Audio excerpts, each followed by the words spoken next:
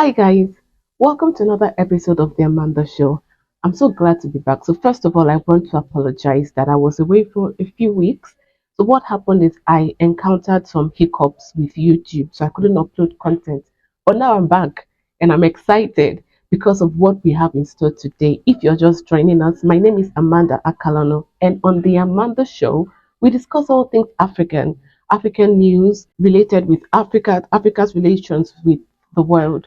So, in this episode, there are three topics as usual that we're going to discuss. But the first topic is the United States has said it's interested in giving Africa a seat on the United Nations Security Council. But the thing is that this seat is coming without the veto power. We'll talk about it. Then the second topic we'll be discussing today is, and maybe some of you know this platform, some of you may not know, but it's a Pan African platform that focuses on elevating African voices and conversations relating to Africa. And the name of this platform is African Streams. So something happened recently, and African Streams was kicked off social media platforms like YouTube, Instagram, Facebook, and TikTok. I want us to delve into that conversation of almost like the ostracization of African streams from the global um, information landscape. Then finally, we'll come to something that happened in Cameroon.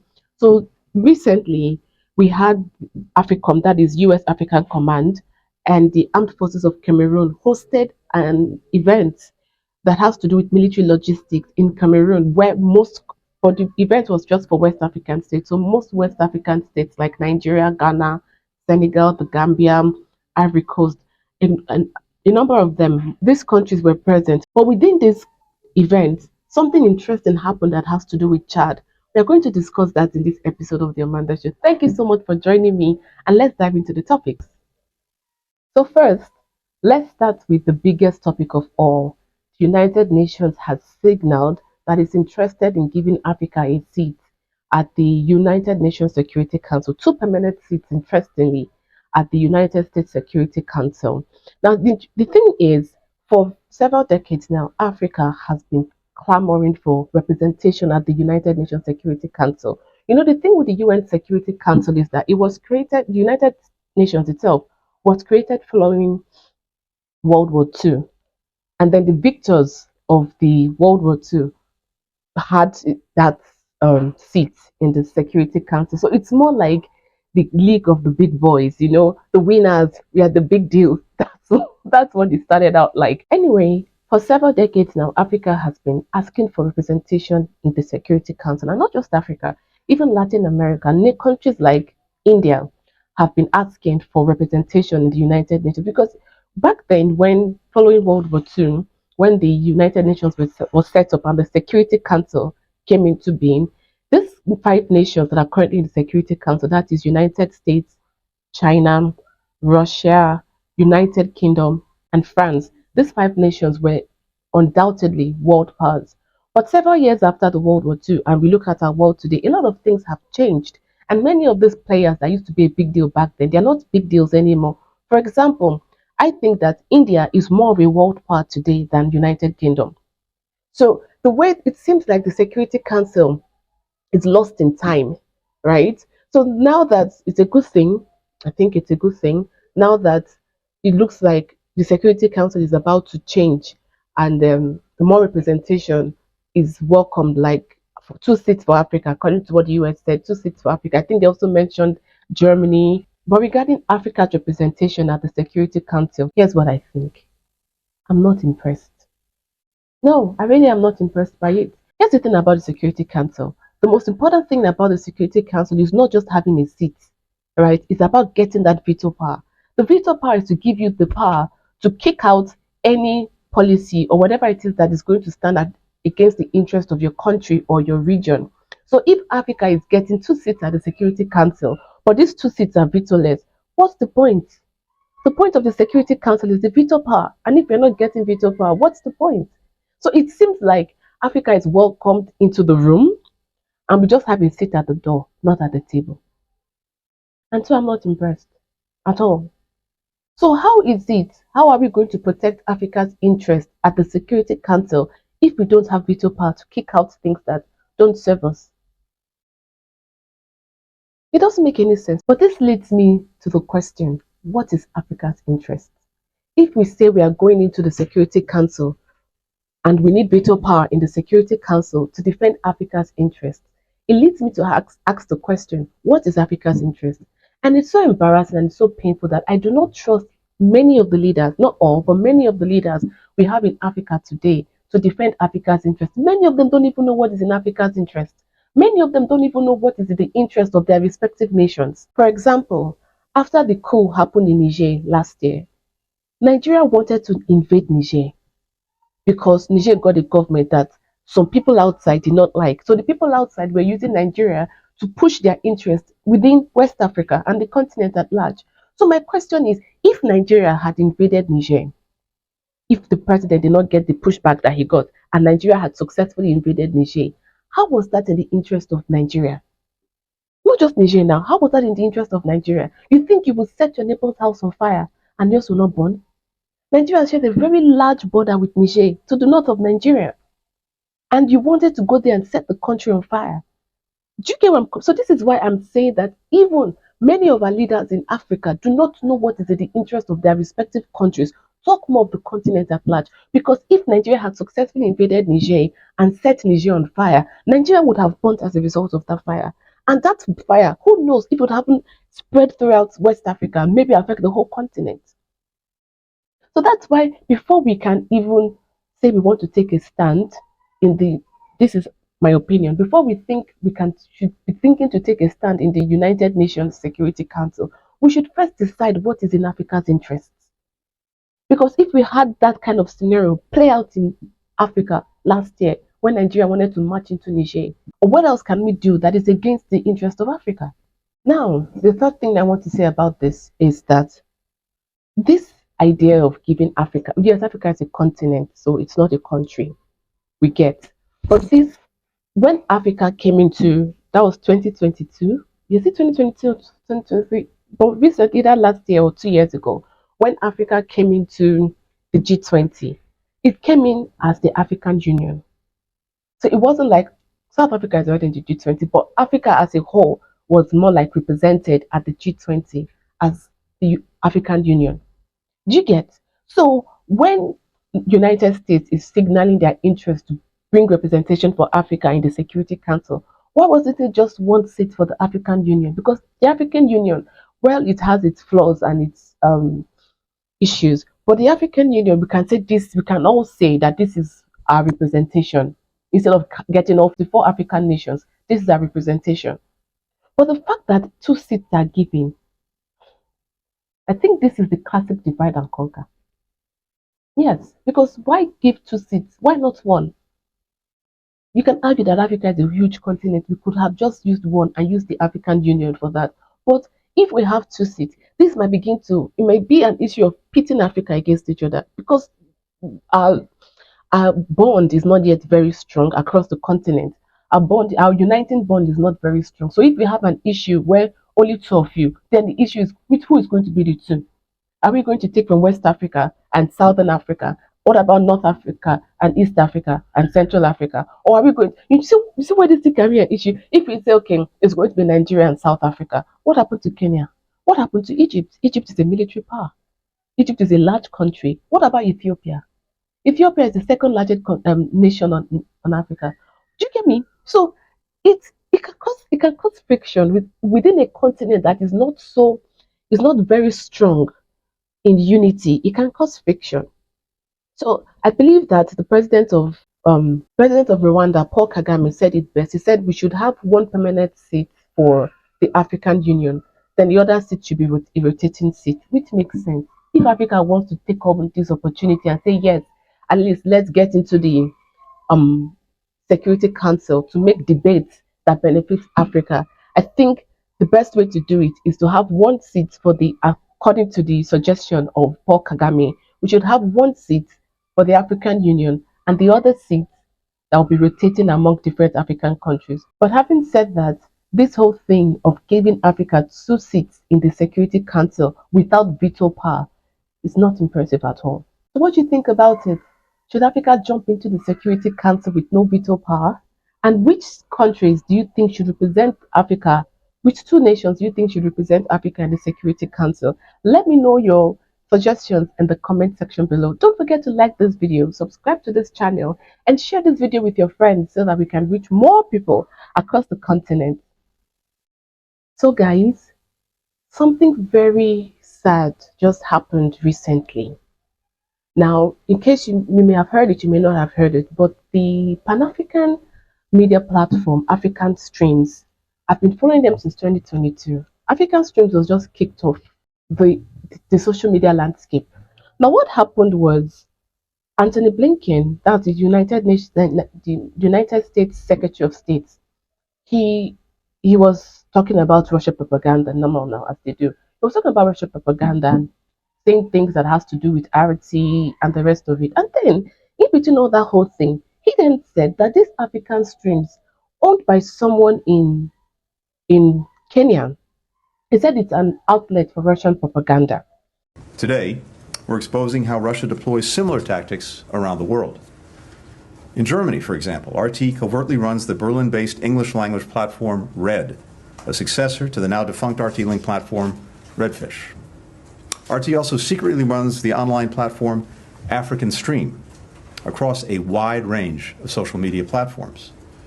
Now, according to the outlet's website, African Stream is, and I quote, a pan-African digital media organization based exclusively on social media platforms, focusing on giving a voice to all Africans both at home and abroad. In reality, the only voice it gives is to Kremlin propagandists. Okay, no problem. If you say so, I believe you.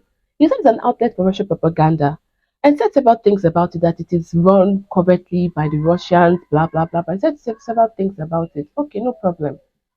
And then as soon as he said that, I believe the following day, if I'm not mistaken, African Streams was kicked off YouTube. That means the channel was removed. The following day, it was kicked off Instagram. It was kicked off Facebook. Then we heard news that it was kicked off TikTok. Then we heard news that it had been kicked off Stripe, and Google, like their Gmail accounts also was targeted.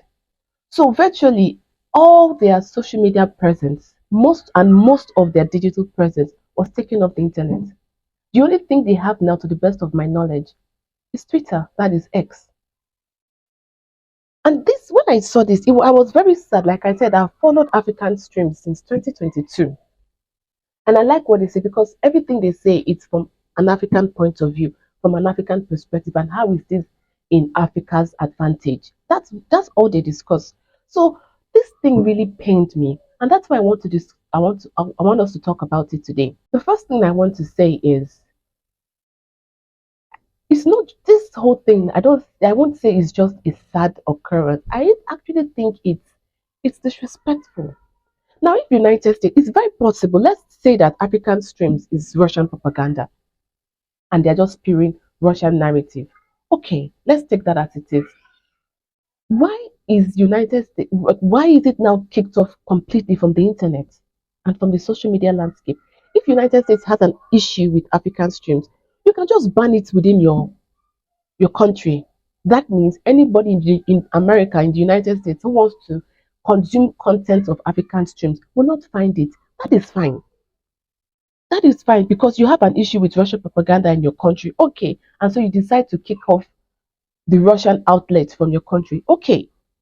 But to remove it completely from the internet, that means not just people within the United States cannot have access to content from African Streams, meaning that people anywhere in the world, even we here in Africa, thousands of miles away from the United States, thousands of miles away from the United States, we cannot have access to content that is for Africans.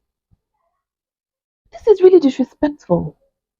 Well, anyway, maybe that's what happens when all these social media platforms are under the control of a certain group of people from a certain region of the world. Because it just reminds me of what happened with RT and some other Russian platforms when in 2022 when Russia marched into Ukraine. That RT was kicked off DSTV, if I'm not mistaken. RT was Russia Today was kicked off DSTV. And if you're in Africa, you know that DSTV is the largest satellite cable provider on the continent. And RT was because not because Russia did anything to Africa. wasn't because Russia invaded an African country, it wasn't because Russia upset African leaders or an African leader, because Russia upset people in Washington. It was kicked off an African cable provider. The same thing that has happened with African streams. You say African streams is Russian propaganda, fine. Ban it in the United States. But because you say it's even the people from RT, the people from African streams are saying that Anthony Blinken made these accusations without evidence. But let's say it's Russian propaganda. Let's agree that it's Russian propaganda. Kick it out from the United States. And let we in Africa decide by ourselves where we want to get our information from. So I think it's not just disrespectful. I think there's some kind of racism. There's some kind of racism with this because you're saying that Africans cannot make a decision for themselves whether or not they want to the kind of information they want to consume. That's what you're saying. That Africans cannot decide for themselves because they are too stupid and they are too dumb to decide for themselves where they want to get their information. So you would help Africa, a continent of 1.3 billion people, you would help us decide where we get our information from because you're smarter than the whole continent. All our leaders, you're smarter than our leaders. Our leaders don't know what is good for the continent. So they'll wait for you in Washington to decide what the people in Africa consume. This is a very, very big overreach. Africa is, we thought we were sovereign countries. You see, that's why I keep saying that Africa did not gain independence. That thing that happened from the 1950s to the 1960s, it was not independence. I keep saying it. Because a sovereign country should be able to make its decisions for itself. We do not need any daddy. We do not need any headmaster in Washington to tell us the information we consume. But like I said before, that's what happens when a lot of all these things are in the hands of a few people in a certain region of the world. That's what happens. Following the complete erasure, following the removal of African streams from all the social media platforms and most of the internet, a lot of Africans have been saying this is why we need our own social media platforms. This is why we need our own um, alternative media infrastructure. And I won't blame them. Quite right, a lot of work has to go into it, but I won't blame them because it's I understand how upset Africans are because I'm upset too. Let us decide we don't want the Russian propaganda by ourselves. And then we'll decide we are not watching by ourselves, not someone from far, far away, thousands of miles away from us, will be making this decision for a whole continent. But here's my message to the United States. Maybe you've not realized, right?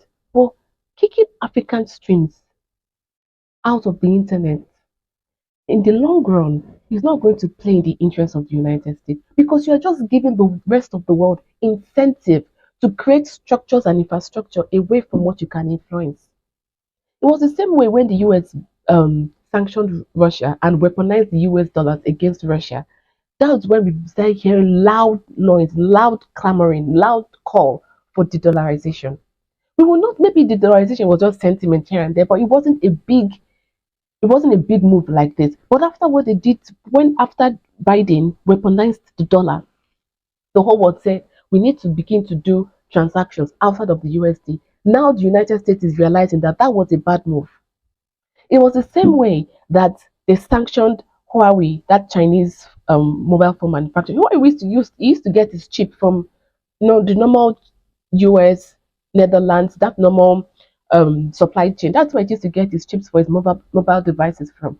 But they sanctioned them so that they will not get the chip. Maybe they want to slow down China's growth in certain areas. But what did that lead to? It led to the Chinese sitting down to create their own chip.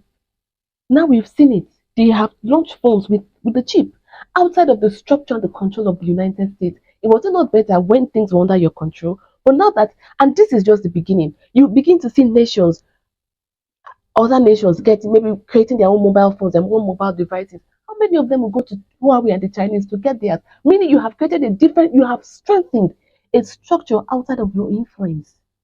Now that you have banned African streams, kicked it out of the internet, most of the internet, you are hearing things like, we need our own, Africa, we need our own. What would that lead to? It will lead to Africa, not just really in Africa, other parts of the world, because the whole world is seeing things like this. It will lead to Africa and other parts of the world creating social media platforms outside the control of Washington. At the end of the day, it will not serve Washington's interests. So keep banning Russia propaganda. Keep kicking out narratives from people you don't like or narrative that you don't agree with. Keep doing it. With time, you will find out that you've not just you've not just created or you've not just influenced the creation, you've also strengthened structures. And when I mean structures, I just don't mean social media. I mean cloud engineering, you AI. You see, you find out that you have strengthened structures outside of your control. At the end of the day, it works to your disadvantage. So keep banning everybody you don't like. Anthony Blinken, keep shutting down voices you don't agree with. Keep censoring voices that say things you do not want most of the people to know. Keep doing it. You're just going to create a structure outside of what you can control. And once that structure comes into play, you realize that that structure is not going to work in your benefit at all. So, guys, let me know what you think about the erasure of African streams from most of the internet. Let me know your thoughts in the comment section below. Don't forget to like this video, subscribe to this channel, and share this video with your friends and your family so that we can reach more people across the continent. For our final conversation today, the United States African Command and the Cameroon Armed Forces hosted an event. Let me get the name of the event. The West Africa Logistics Conference. And this conference was attended by most countries in West Africa, like Nigeria, Ghana, the Gambia, Senegal, Ivory Coast, Chad, many of these countries, except the usual culprits, Niger, Burkina Faso, and Mali. Anyway, and then during this conference, they discussed things related to military logistics and infrastructure. But regarding this event, there are two things I want to mention. Number one, what is AFRICOM? You know that AFRICOM, that is US Africa Command, came together with the Cameroon Armed Forces to have this event in Cameroon. Now, the first question I'm asking is, what is AFRICOM? What is the purpose of AFRICOM? It says that, I took this from their website, by the way. AFRICOM is dedicated to enhancing security and stability in Africa while advancing US national interests. So another question is, what is a national interest? Because I'm asking this question so that we can take a good look at what's going on here. What is national interest? Generally, in international relations, national interest comprises of the pursuit of power, security, and wealth. So, if a country like the United States say they're going to protect and advance US national interest in Africa, we can easily say by how international relations looks at national interest, we can easily say that US national interest in Africa or the African functioning in Africa is to enhance US pursuit of power in Africa, US pursuit of security in Africa, and US pursuit of wealth in Africa. Do you get? Now, because we are two different entities, yes, we cooperate with the Americans, and I'm fine. I'm completely okay with Africa cooperating with the Americans. Or remember that we are two different entities, and in many occasions, US national interest and say Africa's interest or Nigeria's national interest may not be the same. What happens in a situation where our interests are at the opposite sides? What happens in such a situation? Because if you say, let's look at this AFRICOM now that says it enhances security and stability in Africa. They held this event in Cameroon. This West Africa Logistics, let me get the name again. This West Africa Logistics Conference was held in Cameroon. And AFRICOM clearly functions in Cameroon. And AFRICOM's purpose says it is dedicated to enhancing security and stability in Africa. In this Cameroon, where this event was just held, in this Cameroon, there's no stability in the country. There is none. We've been having this something we can call it close to a civil war. This thing has been happening in Cameroon, where different factions at loggerheads and they're fighting and people are dying in mass. Why has AFRICOM not brought stability to the Cameroon where they're having this event? Why? If you're focused on enhancing security and stability in Africa and you had this event in Cameroon, why have you not started enhancing security and stability in Cameroon?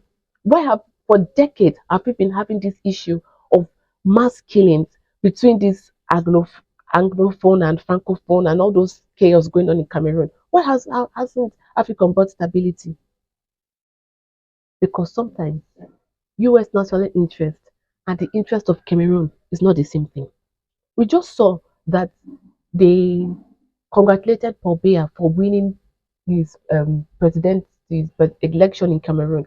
Paul Biya, at how old? 90 what is he? This man will almost do 100 years in office. 40 years plus he has been in office.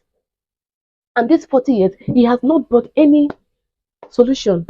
He has not brought any improvement to Cameroon.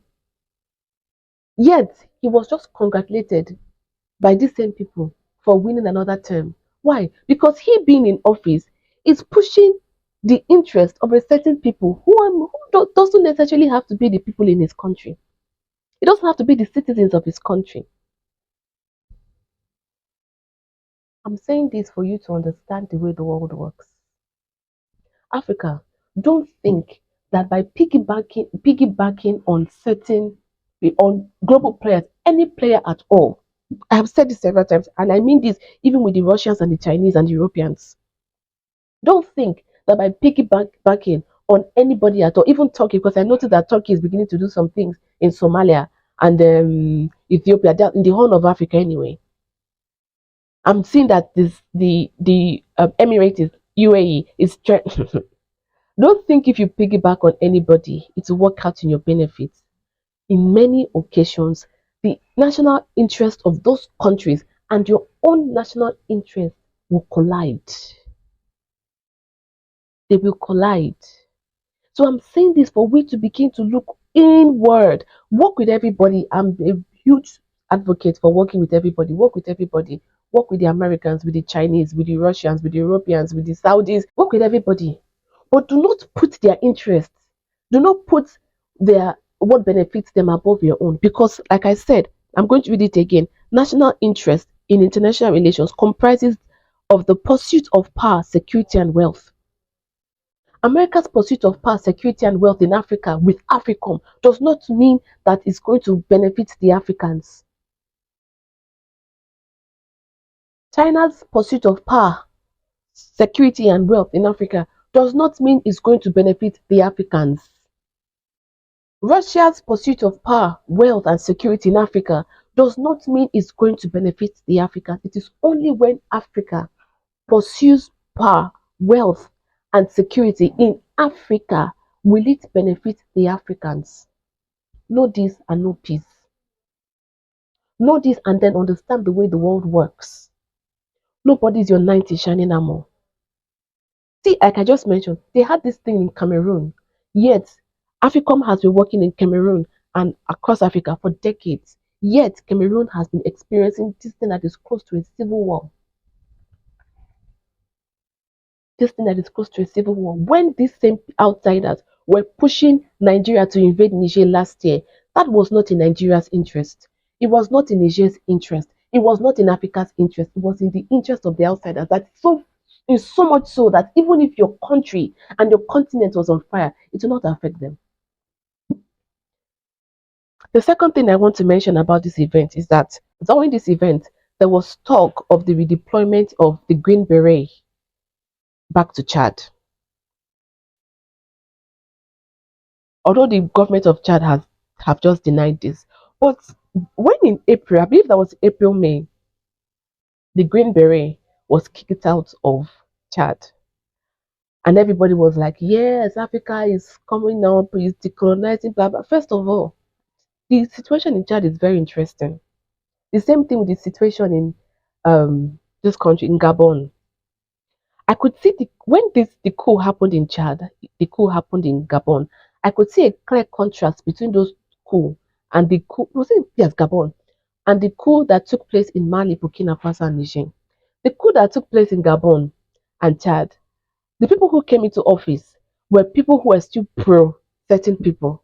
I don't want to call names. They were pro certain people, so the world did not make a big deal out of it because we're just going to continue business as usual. But those who came into power in Mali, Burkina Faso, and Niger were pulling Africa away from and their respective countries, not the whole country, their respective countries, away from certain people that they felt had not been working in the interest of their respective countries. So we saw the way those ones were treated.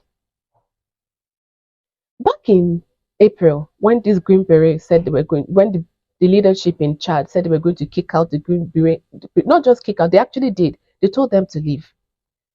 I felt it was just posturing for elections. You know, Chad was supposed to have their transition elections during that period too. So, and the leadership in Chad understood that most people in Africa now, particularly the young people, were anti imperialists. There's this anti imperialistic sentiment that is rife, that is really ripe in Africa.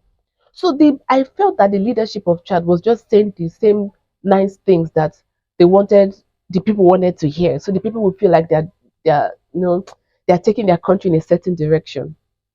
But now that although like I said before, Chad has denied this, but now that we are seeing that there's alleged that the Green Beret will be coming back to Chad, meaning that nothing has changed.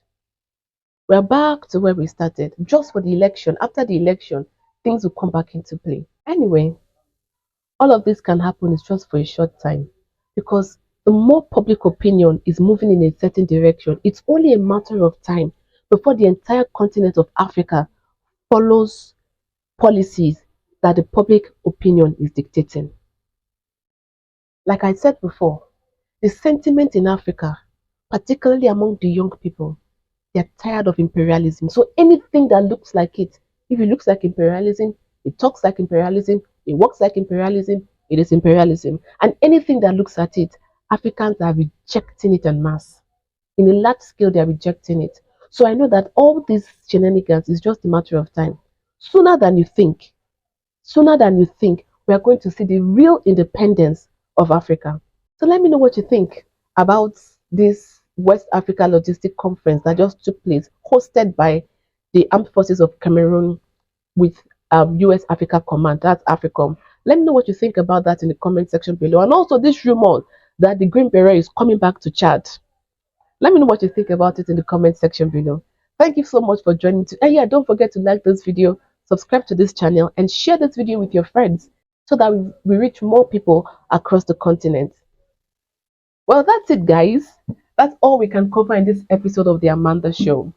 From the United States signaling that is interested in giving Africa 2 seats in the United Nations Security Council, although this is without veto power, to the erasure of African streams from most of the internet. And now this conference hosted by Africa Command and the Cameroon Armed Forces for West African nations, and also the rumors of redeploying the Green Beret troops to Chad. Let me know what you think about all of this in the comment section below. Don't forget to like this video, subscribe to this channel, and share this video with your friends and your family so that we can spread the word across the continent. Thank you so much for joining me in this episode of The Amanda Show, and I'll see you in the next one. Bye bye.